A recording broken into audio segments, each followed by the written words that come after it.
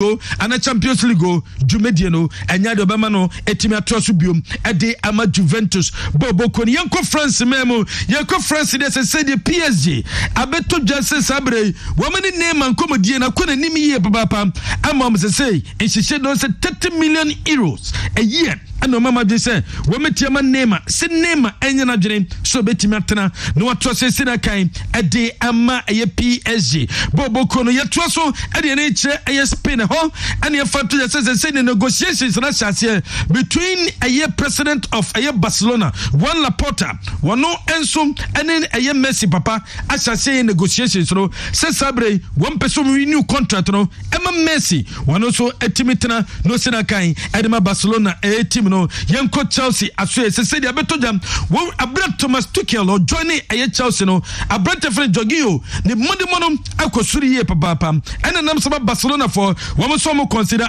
wo mo kofa Pjanic bae no ne mono enkoye and to mo consider say kwambia so meton Pjanic na Jorginho sina kan de man Chelsea no wo ma hwe so metimi akofa na ba no so etima ba bua aye Barcelona bobo ko na ne kwakura no Thomas Tuchel o se same when the Chelsea team no etime the Champions League finals na enyo no ene chance wase credit no wamo emfabi Emma Frank Lampard wase Frank Lampard ene chance eno no eba ye beso mu ene watimi atroso ama Chelsea team no etime do finals of the UEFA Champions League no ene take credit no me amfa nyina Emma no Thomas Tuchel no yemfa credit bi Emma Frank Lampard amana ni sam tewtebo ye di si na dan waba ye ba local stories awjo ewo ho a ye de bremo ewo dwumadie so Andy boko de bibia find there na wie wenye bibia di oh me okay wasam na kan na chana na benya wasam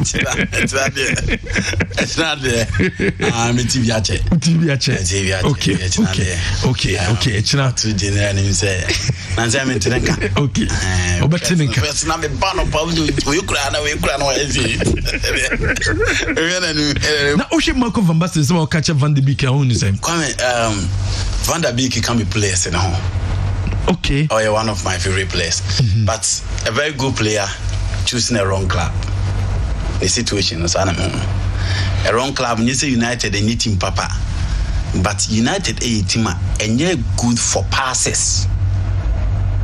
And it's what I'm saying. Just say Oba now to me adapted to the perfect role at the Bemau. And you can go into the history books and check. Fred and then Omodenibo 6 no. Or a typical number 8. Or what Shakhtar Donetsk and the depending Kobo 6 no about 8. He's a proper link-up midfielder. But you know these Brazilians are just like Africans. Sometimes they are versatile. Sometimes they are intelligent. And it's all man a certain rule easily he can adapt. Or more depending so much on their skill set sometimes struggled. And Donny van der Beek games at Manchester United the man on team level up to 8 billion. The role that you want to play is a perfect number 8 or perfect number 10. In Ayas, role are not about now more Frankie de Jong, no more Brant laser scones, no more David Neres, Hakim Ziyech, and Donny van der Beek. Into our team now, I'm the coach of Juventus, I'm the coach of Real Madrid, no, Kwame, and no new rule no about the friend number 10. Now, in the absence of a laser scones, I only call Italy. Frankie de Jong to Barcelona, and a car no, and one Mexican international friend Martinez. And straight away, Eric Ten Hag, a ball, Donny van der Beek as number 8, behind that guy called Martinez. And that season, Manchester United the confirm. Until that season, as number 8, he played as number 10. Until United team, the direct competitors, Bruno Fernandes or maybe Paul Pogba, if Pogba decide to play 8. But so Manchester United because of Rashford, Edison Cavani, Mason Greenwood, Bruno Fernandes, they prefer to have a double pivot. Modini and Yadin for Nipa Minoa, Ombepo just in front of the back four in Fred and Scott McTominay. It is almost sure. Sergio Madini, it needs energy, it needs strength, it needs physicality, it needs power. Donny van der Beek independent on Saturday when you know how to play his football. A well-trained Aya student. Nti Okoha easily ade a finding in the higher school passing drills. And to hear Frankie Dion, on so exceptional. But when it comes to passing, you can count him. Hakim Diachu Krabola, he can take on players and look at his final touch. And to be who's winning out from him. But clearly, Donny van der Beek is a very good player. But the United here on the field of play, be more granted results and the competitors on the field of play. No, and then I'm Donny van der Beek. Club Ben Audi is suiting. Van der Beek is a perfect player for Manchester City, the current Chelsea team, Arsenal, Barcelona. The team no. But Manchester United, it needs strength, it needs power. Their game is very direct. Until we bought twist and turn our best of them. Until we converted Fred from a proper link-up midfielder to an engine of the Manchester United midfield. Mickey, so Busana, the M one cry Atlanta for the Gigi Buffon. Give Buffon. They should be serious. Why? Buffon. Oh, Basa. Piologi Goleni now them he's better than Gigi Buffon. Until I'm going to Babede. I'm going to keep an Amaboni Dine. If any Piologi Goleni, he is better than Gigi Buffon. Into Mokofana Babe, then Buffon is 42 years. Come Mamu Mianso so. Pierre Fokofana by no one go against Manchester United. A Juve game is Kakrebio da Henugazia Neguno. At this particular time, Young Kanchen is a Wayebi, one of the greatest of our time. Was show the class with Juventus. It's just unfortunate. Say UEFA Champions League no person or BGB, but when Timmy Anje finals in Old Trafford, final Berlin. Final Principality Stadium in Cardiff. Nina Nko Yam Famano. A world champion in 2006 World Cup. Several trophies when it comes to the Italian Serie A. Kwame Etiyebi na Gigi Buffon epe Sika Onyebi Fema Onyebi. He's one of the greatest players to grace the Squadra Azuris of Italy. Oye an icon in Juventus. Etiye na Gigi Buffon epe. He should call it quit. 42 years. Now Gigi Buffon. Where are the reflexes? But goalkeeping there. Yet to me most times you consider say na experience eba. Dinosaur. Say Italy. Oka goalkeeper World Cup and one team Dinosaur. He went to the World Cup and won it in 1982 in Spain. But Kwame, this is a 42-year-old goalkeeper who is not active. Okay. And Atlanta, Champions League in the Serie A next season. If you are talking about the competitors of Inter Milan next season, it should be Atlanta. You don't need Buffon in post. Kwame, they will need a very good goalkeeper. Some person, Abrante Fene Pelagi Golini Omini Frewa. They will need a very young goalkeeper. A goalkeeper of 26 years. Oh man, a chance I will go for 42 years. No man, Buffon should call it quit. Now, would you do sir? Any Van de Beek deal? You see, me person me who Atlanta for any team upo. Ebi ano mu team upo ni say. Okoma United, for example, we have a certain league grant. 39 years, third goalkeeper. Only problem so at bench. Only problem so bench. Into Hunchrewa, a third goalkeeper he will come in. And Utia, almost a United dressing room, he's one of the most useful guys. When you talk about dressing room, say issue be na be quickly. So for all you know, a be an Atlanta for no here Buffon. One, on find a brand for a team no. Next year be on Beko Europe with a massive experience in Europe. No, if it's part of their traveling squad and part of the team, maybe he could serve some role. Or better inspiration about the young goalkeepers, advise them and all that. For you know, they even have a plan. Say, on person retire at Atlanta, or we are no more pushing as a goalkeepers trainer. So you should just come and steady part of the system, no, and be part of the brand. Apart from that, if for more fun say this is Buffon, Omra Street may number one, then you may agree with Andy. But I'm tempted to feel say Buffon open in a brown YGD is around 42 for the 3 is calling a quits. Now so apart from the medical kekano, so walking straight into your post today at the Braka. Van der Beek there may mente Holland for Nasi. You see, Me from the word go, I knew Man United Ekofa Van der Beek no.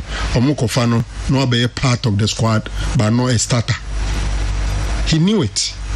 Obano, na Bruno before he okay yes no. Na Bruno Girani now, so he was about the most informed player in England. Paul Pogba, when he's at his peak, he's not playable. He's not your mate. Unfortunately for you, on several occasions, Man United do not even play a typical number 6 and number 8. I say double pivot most of the time. Fred McTominay, Fred Matic, sometimes Fred Paul Pogba.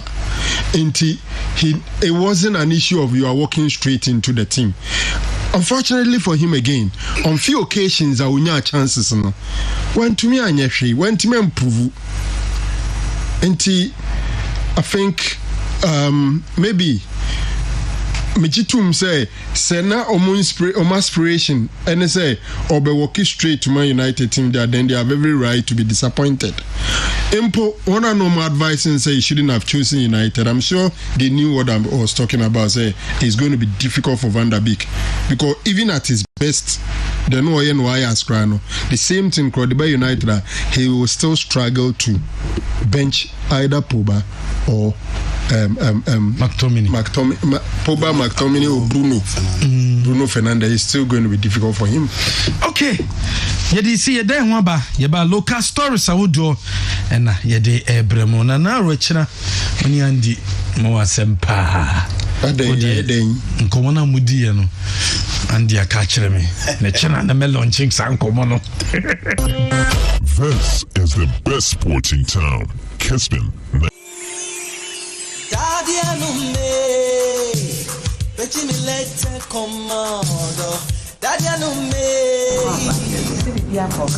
Everything was excellent. Yamisha Papa, me who said my homework, a coming crown, Nankama Chini Padom, Nami do wait because I went to have 2 years, Kessben travel and talks, Tikita, my mammy, and a possibly my problem. We do airports, hotel reservation, so on the picking in the milk street. But for the meantime, person can be sent to Pidium, another country like UK, especially London. That is why I've come. Yamisha Papa. That's so by Wababedi and one Adansi. Kessben travel and tours, you Gusua, yet Rayashim, and to be uncran for Bumuyanim. But they say, dear, multi credit, baby, be out before Rebia. Bruno Kessben travel and tours. If you were Kewu, Mokadi or Mabe, Jum Forno, you will be a Doom Central for 4 clinic in Chen. You will be a macro office, the office Bakosa or Bantama, a multi credit office. In the case you Mukaya said the house. Tinyo here Biano, Kessben travel and tours, or going to say Modi, you bet to me about Kessben travel and tours, and Jivisa. Name on a bet church, why I'll be fast, or bet me do on Crata, some at 2 years. Now they have Jivisa. It's a view, Thank you very much. And for now, person will call on the phone, my brother, my sister, in a very simple way.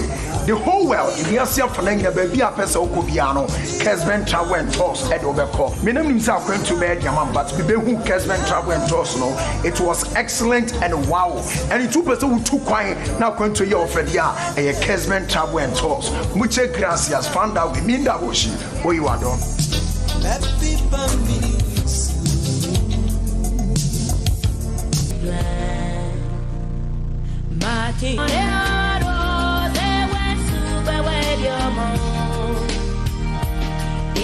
From provisions for healthcare to computer lab, Hostel KC has tailored your university experience by choosing from among different graduate programs. You learn directly from some of the top professors, teachers with a track record of discovery, collaboration, and innovation to provide you with the best possible learning and study environment. All students have access to expert advice and resources as a career service throughout their time at KC and for 3 years after graduation. We encourage students to use our career service from their first year of study in order to benefit from any of the Kessben group of companies and with advertisement for work experience, internships, part-time jobs, and graduate positions. Our master's, bachelor's, and associate programs include Bachelor of Science in Accounting, Bachelor of Science in Banking and Finance, Bachelor of Science in Human Resource Management, Bachelor of Science in Marketing, Bachelor of Science in Information and Communication Technology. Looking at the future, KC will award full tuition scholarships, pursue online degree programs, and individual online classes. Connect and engage with us on one or more of the social media platforms. Kessben TV, quality TV for the family. Kessben TV, quality TV for the family. This is Kessben TV. Kessben TV on your TV Digibox. Scan now. This is 93.3. The radio station that other radio stations listen to. Kessben Sports. Kessben Sports.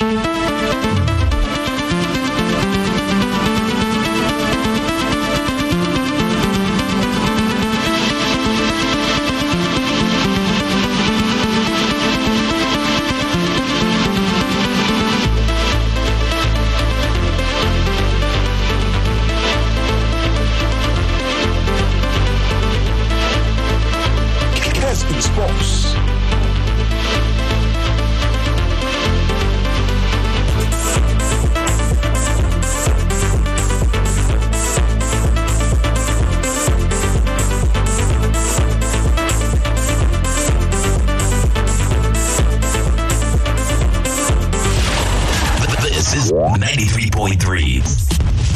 The radio station that other radio stations listen to.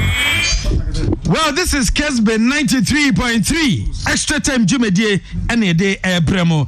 Yabesha said the free 11 wonders Bobo Kona Sway. Mr. Betia Komi. When I see you the Mambo Bokoro was so GD say a queer supporters so a faso and ma a coach Guinness of Vosu a jet team in Nanya Quampa. Coach no and so contract with the club no and today who here so was so much coach in the casa no saso back no better Jumedie no eso.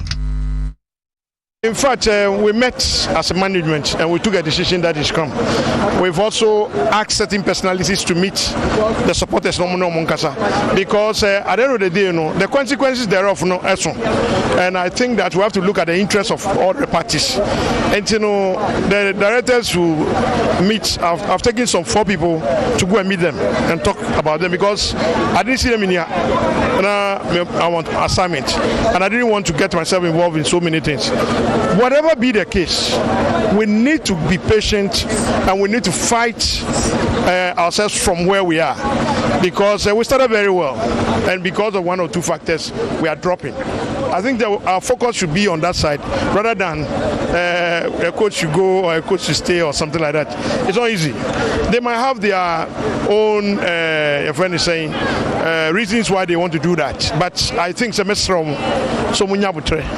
I don't know the day, it's the interest of 11 what they're saying coming because for all that they know, their concern might be our concern. And I think that we are looking at it and make sure that we are such.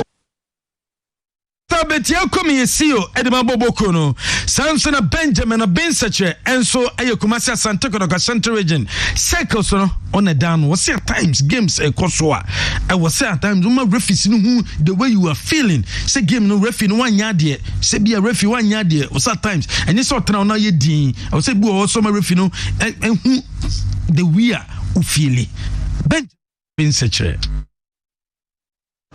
More master say no wouldn't because who ja or my scholar and only the best on bottom.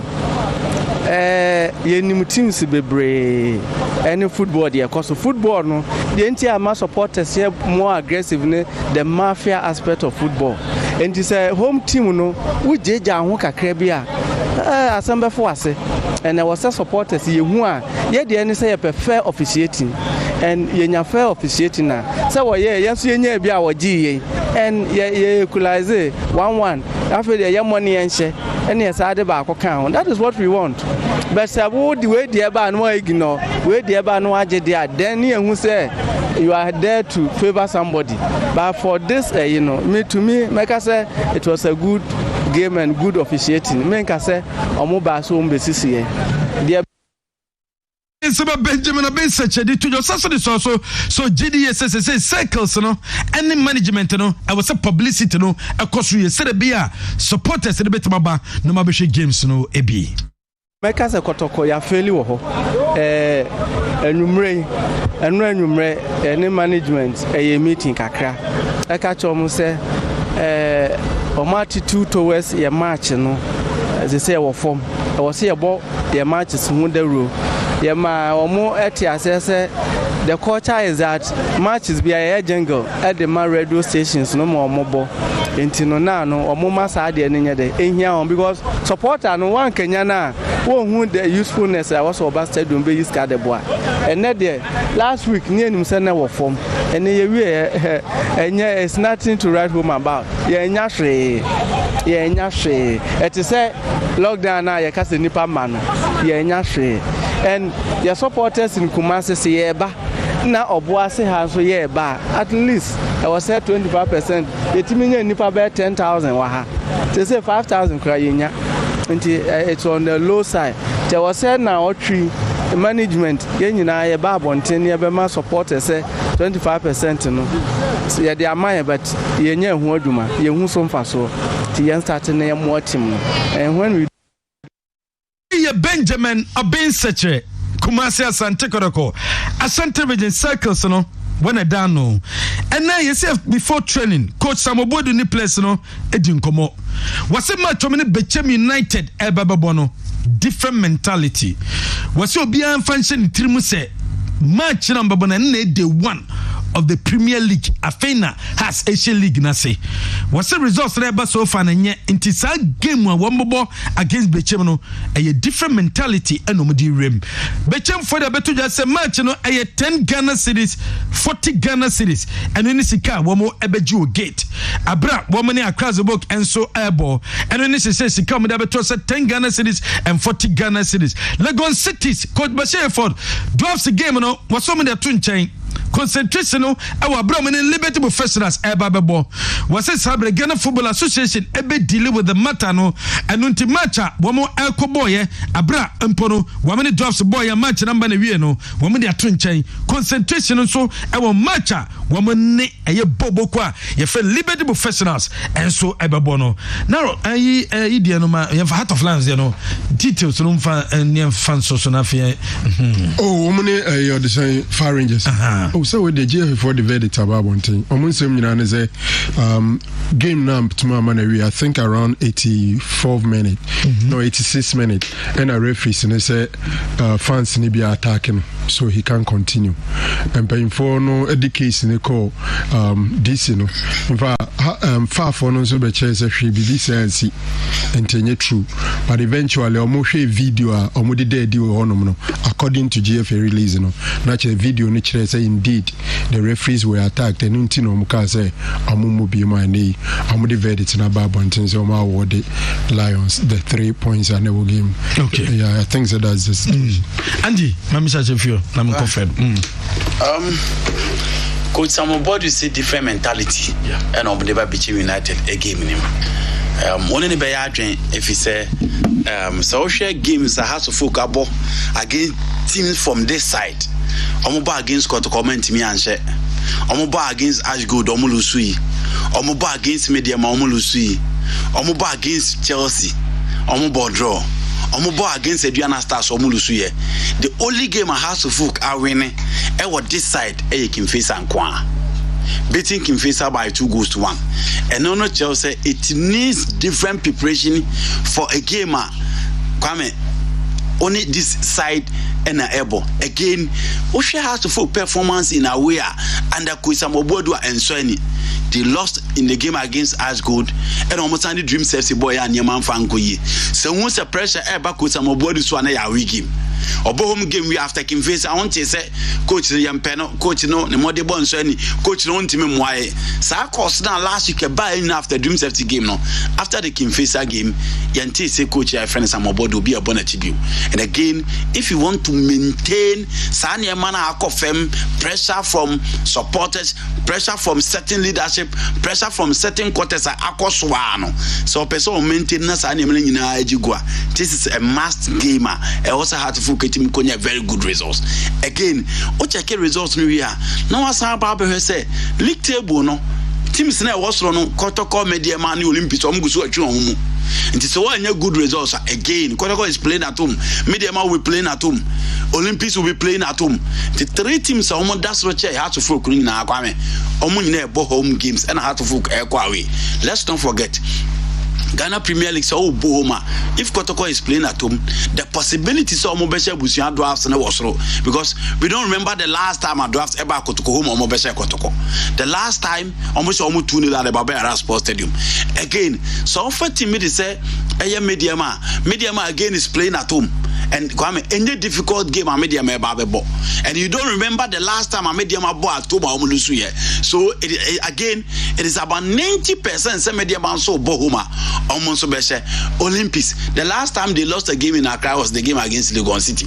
But again, Olympics in Swatches when they are playing at home, almost so clearly, almost so about 70 to 80% Olympics will be me. So Asudi at the heart of say ball away, they need to go there and deliver.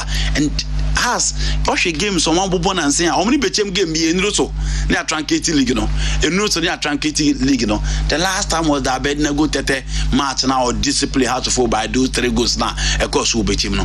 Inti again has to folk need these results for the bragging right again the pressure on some board Unibeba FM and again to chase Kotoko and Mediama with league table no esro again Betchem United and Sunday team at home Omulusu games.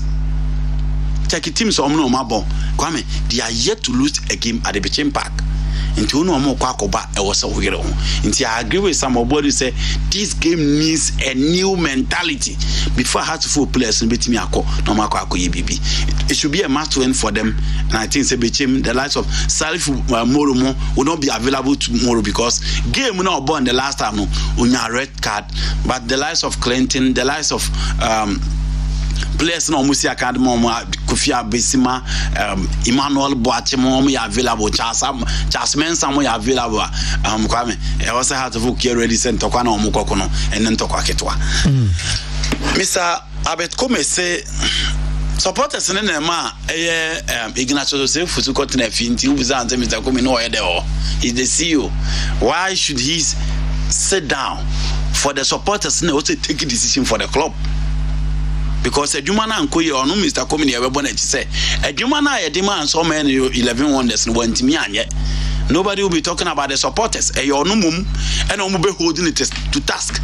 Say your man a CEO of Tima FN 11 wonders no I'm said the experience when you're the Diana Stars no obetim the side experience na ba me shame 11 wonders but you been a CEO now trauma supporters ever catch you say on step aside there dear Kwame you catch me and so opening he was not in charge or he's still not in charge supporters need dictating for the team and Adeba also when he say coach Ignatius score and makase matches omo boy no omulusu mienu and omo win baako Ignatius buy na the game against Ashgood or being a draw and enemy who are trader hand say Omodi Jama, it didn't achieve almost body so after yes, after draw or Babina 11 wonders here one team I know I'm afraid they can't have say oh my on because relegation. And I come audio say that be on fixtures now. Only sister I won't beat me okay, difficult and yeah become qua. You should be financially sound. You should be politically strong. And one kasa on the foot of player or say players no more they born training. Na coach no so born home and you mean come kwa any dia no now dia kasa obekam. All these components na mabubo nyina or say 11 won the cycle just to make sure say on beat me akam. But Mr. Kobe say want me in take charge, want me take decision. I agree. Say no on kwa the team no. He will need other people on team no more.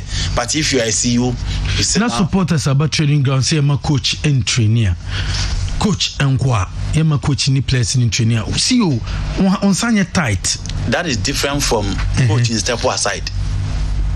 Yema coach didn't training is different from coaching step aside. Come you so when supporting leadership in a one, you can convince them, you can talk to them. So we know to was here again. So Sano Moya one and near my coach will team in India players can enjoyment. Coaching the team no one more players leading enjoyment. Over to me, I can't any at home says, can you? Di Maria Cressica and I a tone on. On society in Sika 110 SF frame and Sikanica club in a guy. Into Kwame, you need Sika to finance the club. Into Munyanto Boasiema coaching because on a whole, so checking a performance from Obaya the Babisina. This is a coach that after or draw against a Kotokono, he was all over the place. No be a Bonabaso or be a man fan say tactical Ignatius. Into a DNS here and not the almost in a more deboned into Uncle Step aside. I agree with you sometimes, you know. Say coach in the life a danger. Obek Nene Becasa say on Tinachika. The commission with 2 coin. No koye juma ewo even if so Ghana cry go see me catch say na me na me ni kro I'm say when me problem more at who model be there born. Yes, because I've been there before and I'm in there and you understand it several times. For instance, Ashanti Gold, I was there. I see you. Your president will say, sometimes you do the supporters are charged at training grounds. You are not there. The end of the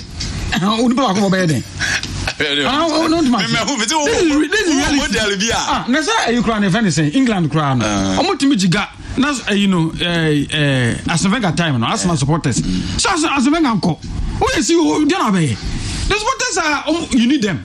They contribute to the club. Yes. Oh no, you need them. The only thing about my and they say, to say you know, or buy an officer on the issue, you have to reinstate the coach, no reinstate you know. But time I support the coach, the cash, no cost of woman. But no, go soon on Nkrumah. No, I can't obey. Can't say I'm so done with my. So, police moment you. It's 11 on this case. It didn't just get up one day. And our supporters say coaching and trenching. If you are close kakra who say started developing kakra even from almost pre-season.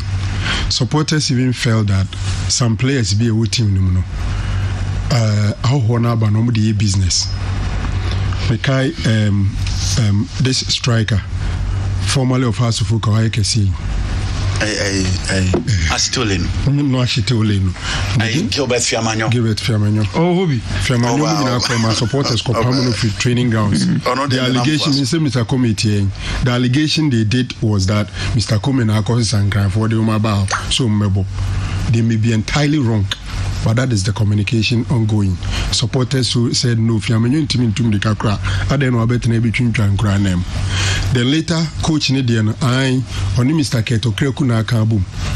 And now more 11 wonders. And until 11 wonders team no status the best 7 8 Dreams FC players are on Muduma Aba 11 wonders. And if these communications and allegations in the course were not air boiling. There are players they will say, oh, they feel the boys are good, but they be on your penny be a day. Now, fast forward. You need Gadaiba. So then they say leaders, everyone they see teams who are supporters no one no part me drew baby nana crepe on much. And I also pity Mr. Abetkomi. Say, only control because look at this is the CEO talking. Ideally, it should be the CEO's responsibility to decide that coach step aside or don't and I say men twice or not baby. But the supporters who position themselves in a way say I'm here only be able to my a bit difficult, but I think that supporters, leaders, and management they do baby or more enjoy very well. To be very honest, I didn't know me and say Yako training guys, my coach in training, na radio station, me kada pa or mucha coach na. Me tie back up in so FM to the stand the beach be about coach in the kotana and some ne bibri. Chroma say, yes, be a first time I can step aside, but step aside I been no nipa ne toazo a cop. But step aside, I was stepping aside. On so Johnson Smith first time was Asante Kotoko step aside. I think the days of Opoku Ntimana Bibisa. Then David Duncan step aside. No Atuasuko. Siki Akono. I think Ablo de Osemaso. Michael Osemudie. And Tibawe Diani step aside. Later he comes back. And no more Bojino so. Ogunenima Sikwa. How would he even get the confidence of players? Players or my fans' favorite, they may think that one who Cotton as a supporters bit must be Pija do us in chain.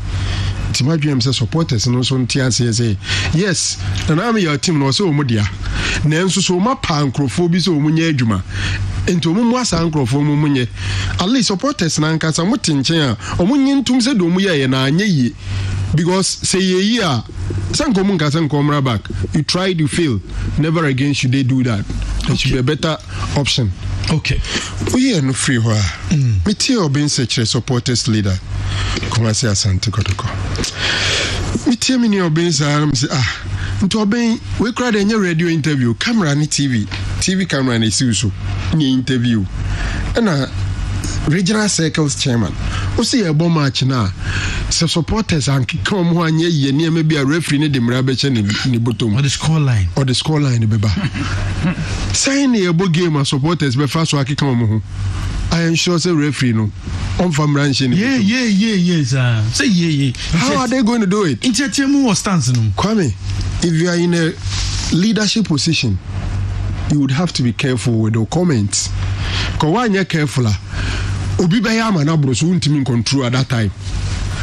E kwa be so na ye bobo na supporters ankeka omo e bra game ko so a referee wa mo wani amre no ankeka wa referee ni de mrabeje ni botom. Sansensem na lead to attacks. And they say the referees no my wild no. One hwe ya to atente ho bo bi kro nto aso. I'm telling you, why you're careful. I'm saying this and so being Timia, those comments are not good. One shey na referee obi koto walk to everyone and then so cameras are all over the place. Who can travel because camera ni and the cameras in bebree apart from the official cameras other cameras are there. And to be first na them crofo ye niam for mu de no say dey atwamu wo ye ni yi ye na da hon ma do te so no so sabe o ye kotoko chema akura ontumi na ne asem no.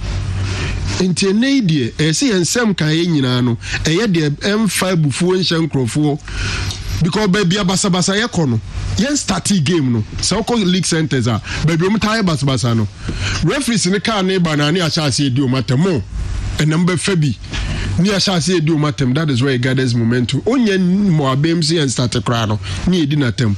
Enti say people in leadership positions so sansem no so a e betimi akosi amasem boni ayeden aba. So me I disagree with Oben, but he made a very important statement.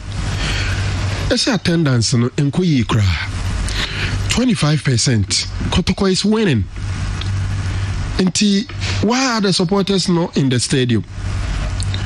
And it's not as if saying Grofo be crab be Drew Gates and Yamu Mangram. And I agree with Obin say, as I say, leadership of the club, no.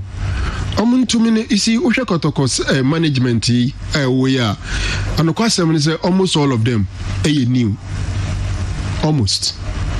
Any other David Obin, Nana Yamponsa, Dasobre, Denta. They are not indigenous Kotoko people residing in Kumasi. And so supporters leaders need be bound. No munche kwambe fast. Ah, mintiase. No, Nana Kwame Dankwa is here. Oben Secre is here. Kokomponsa is here. Damenya is here. How are they going to go about it? Very, very important because Kotoko Yetima expenses so. And it's a basi omumbi gate atum and Croforma Stadium no munyan Croforma mumba, especially when the name of Fabio Gama is all over the place. The team is also winning. Nana say publicity no form. I'm tempted to feel that publicity is also down. Okay. I'm tempted to feel. You see, media houses select items and discuss. But when Timia liaise with media houses very well, a very good share of the airtime being used to promote your game. And Pempi, South Chain and Crophobic discussing match be Jim Bibra. A beer and yes, or Kojis Kaba, be craft friend catch and Sabemena, a match the Mumma and Promo Cacao. And now, Matnasia planning publicity strategy. To be very honest with you, Crawford trans social media now, would buy a no more like no more channel. We bring costed you. We break us on what radio should be. If the attendance, I said, we all can't see me one message a free or say friend Jesse, Bechem United for PR. Bechem United PR Jesse. Oh, okay. Was sending me message to see before Becassan say, how many has given a young promo from Mona Bechem Footier. He's a former student of Wesley College. Okay. Bechem PR, former student. He's a hardworking guy. Ever mom. Or no, the Kanakaso. Debbie on a and was send them into Momono. Ombono Bechem. Bechem has a book. Bechem 40 Ghana cedis and 10 Ghana cedis. I see. Sisi animals was sending Abasi and Pumo. Bechem, we were 3 players and Filio Musa. Salif, their captain. He'll not play tomorrow. He won't play. Then there is this fair young boy, Clinton. Kwame, who know who Ronaldo crab him. The name you very quick and skillful. And of course, Konkuni. Those are the words I like. Also comments nothing. As a across board, as a supporters and Kobia show Covenana.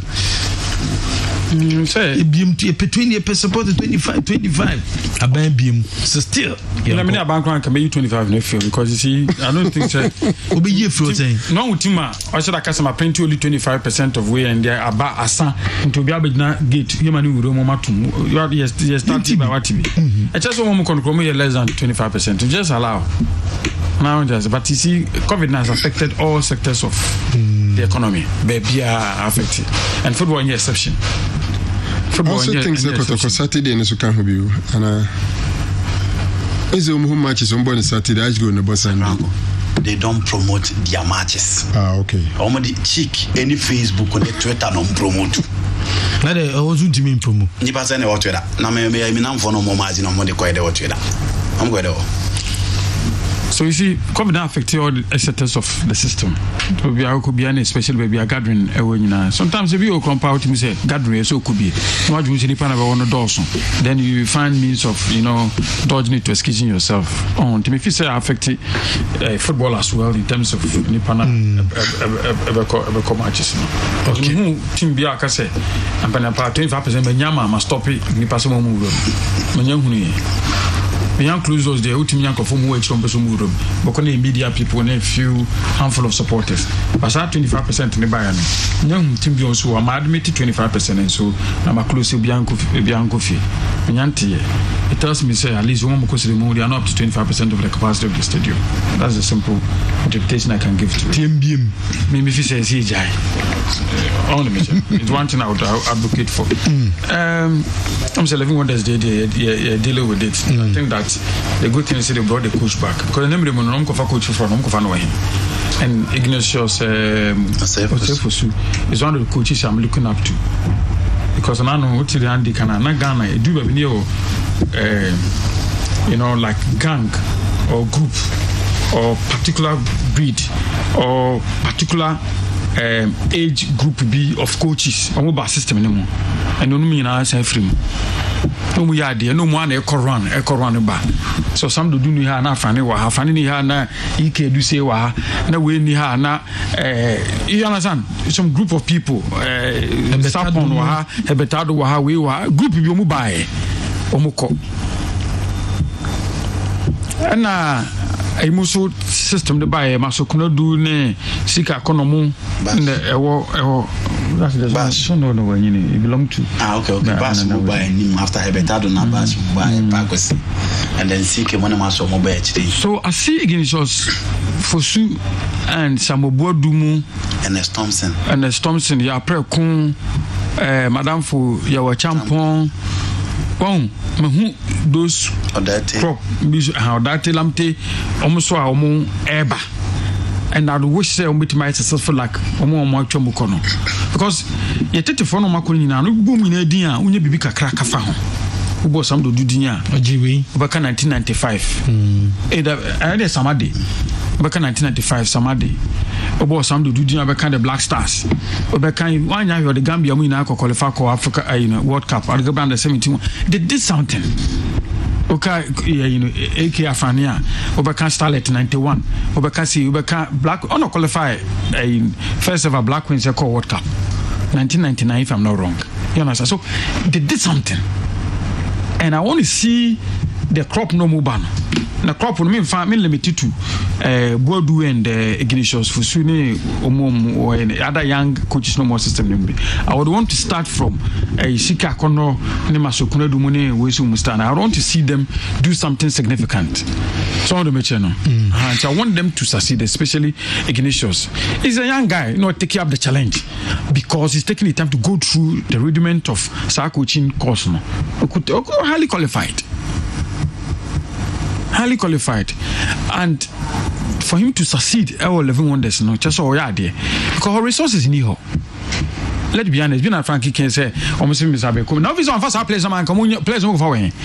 Almost come to two players. Also, free agents, no Janka, Umar, some bit me and a bois. That's one I saw here because everyone is still like never started. Move top players no way. I do maybe no, as a moment, so much about baby way. And if our link, oh baby, Nina football. If I'm giving the team, now I'm sure team no resources no manoma. Now I'm team to tell you be top player 1 billion no manoma. That's a place teams no more there no. Sana top players who. Kobusa mediama. Omo nya there mo busa so ametule mutu asen. Prince Opokwaji mo mutu asen ma edubia sanse no mo fa no. Go and ask. House of folk players no mutu mo mutu asen no mo fomu. Asante ko players no mo fomu. So the teams do you want busa price of players no mutu mo on. Into on to me found to Tunisa. Actually, I'm in Tiasi Ukrumada, and he say, me the my CEO of a club, and answer me operations manager or something. Naso will be player being in Bonam than a break who saw him. Yes, I player. Yes, one a coffin. No, one a coffin. Nanipano no yes you. Just one of a player, Mammy and Heno. Sebio, you I know you for Adam than Babas Mufano. No Cofanama, so coaches see, no Mukofon banners or Muyadia, your mom. What a man cover 5 from Rana, Ebia, from Chino Perez name. 2 pounds. I want to top players or Madrid, and your coaches in the tone. I'm the players. I want top players or Chineto, and I know good. Why? Only going so they know the two players. One catch it all. No one at all. Madrid dominate decided players or Muto, no Massa. Forget. Now, I know Lemon to Akrampono to Sabina and Nanyam Copamu, Ignatius is Okoya, and I coach, but I was a place on Adumu. It is the management in the top place. You see, a butcher for the no, and a bra, Bakukrenwa. Or no person is on one neto. We build more team of scouts. And there is extensive scouting report. No make a final decision. Okay. Do decision as so you should do baby with the convincing certain people. And it's not as if they are at liberty to do it alone. So on a coaching kwa. But that's it. 37405. 37407 and 37438 so betima join Jimedi so and now so Queen so up and coming coaches and so do no so come Eric Queen it says it was starting and I love it. No, I love it. So I take it such a challenge. Second division. So the team in Sokoman FC. In Sokoman. Okoyo Mari 2 on first game number 5. Minimum alliances but you started from somewhere. I started with baby. And it's some Kutalances on Division 2. Where Division 2? Club licensing win for Premier and Division 1. Division 2 count. In terms that now opportunity bar no or any badges no courses no lines no could you have about 20 games. Let him know said team didn't the same. So command.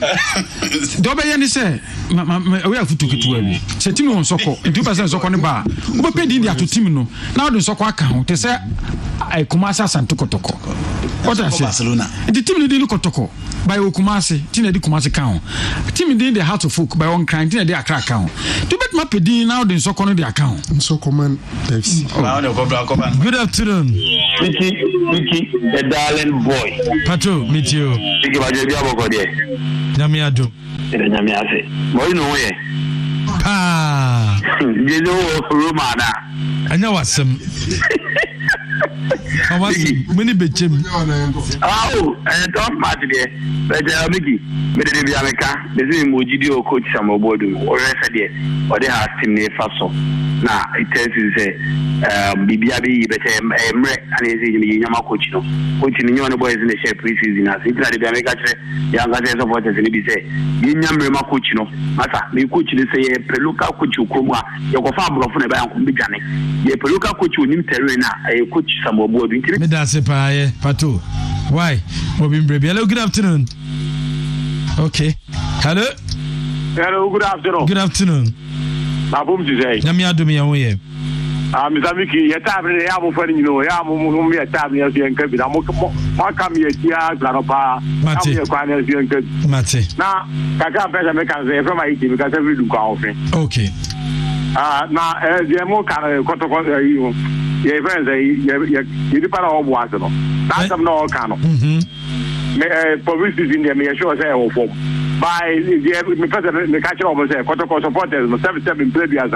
Yeah young school na e wo magazine e o fitem ye don so se na o mo phone so no. Ndi za but we you ya no mo ye me catch up me ko Facebook say me kwa ko say Kotoko match. Kessben ya ni na iti ndiro and then I do like a kasi me na chema kuma pa. Ya say Kessben for mo kuma commentra. E Kotoko ye pen for ji mutika.